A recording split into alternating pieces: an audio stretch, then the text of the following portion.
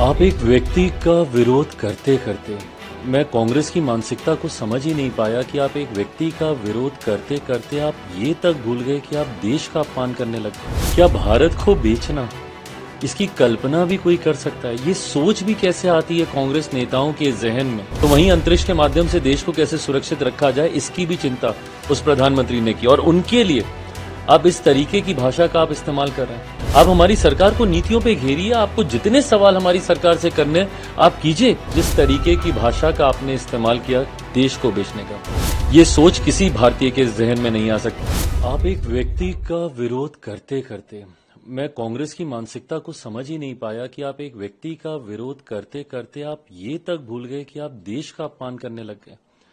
क्या भारत को बेचना, इसकी कल्पना भी कोई कर सकता है? ये सोच भी कैसे आती है कांग्रेस नेताओं के जहन में? पर स्वाभाविक है, उन लोगों के जहन में सोच आ सकती है जिन्होंने पूरे देश को बंदी बनाने का काम किया हो, इमरजेंसी देश में लगाकर।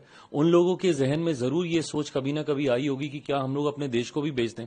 ये वही लोग हैं जिनके कार्यकाल में एक से एक बड़े घोटाले इस देश ने देखे।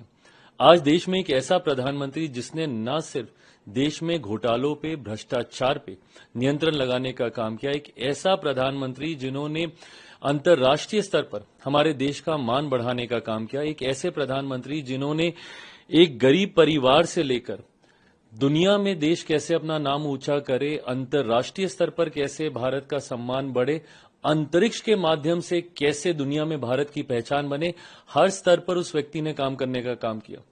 एक ऐसा व्यक्ति जिसने गांव में महिला के स्वास्थ्य की चिंता करके शौचालय तक की भी सोच रखी। तो वहीं अंतरिक्ष के माध्यम से देश को कैसे सुरक्षित रखा जाए, इसकी भी चिंता उस प्रधानमंत्री ने की, और उनके लिए अब इस तरीके की भाषा का आप इस्तेमाल कर रहे हैं। आदरणीय खड़गे साहब बहुत बड़े हैं और बहुत अनुभवी हैं, उम्र में मुझसे बहुत बड़े हैं। आप कीजिए ना, नीतियों का विरोध कीजिए, बट आप एक व्यक्ति का विरोध करते करते आप देश के साथ आप इस तरीके की भाषा का इस्तेमाल करने लगते हैं। ये कतई उचित नहीं है।